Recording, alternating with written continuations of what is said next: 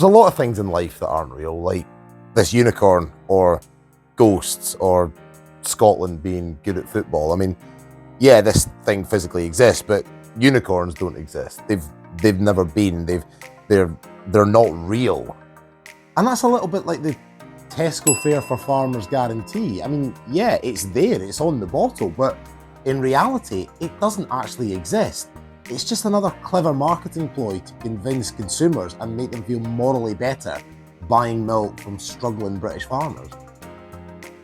Ah, Sandy, but you would say that, and it's nice and easy to knock the enemy, but what are you basing this on? Well, let me tell you.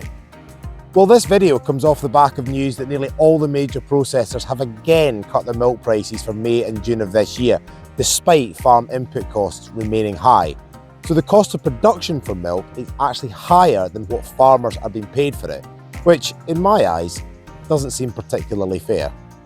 Now, farmers in the Tesco Sustainable Dairy Group are covered by the Tesco Fair for Farmers guarantee, which states three things.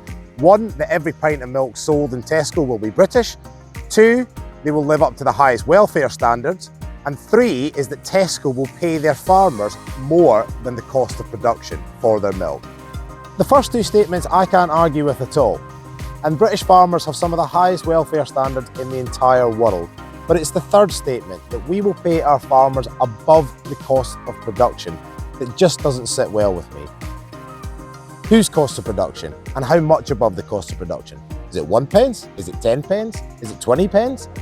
The statement is just too vague and too open to interpretation for it to have any real meaning, which in my eyes means that the Fair for Farmers guarantee isn't really fair at all.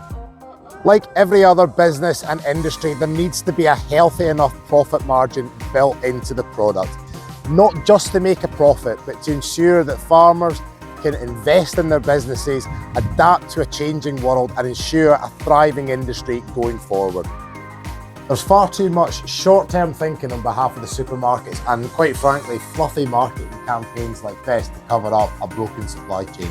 If the supermarkets want to continue screwing the very people that they rely on the most into the ground, then they're going to jeopardise the whole food supply chain.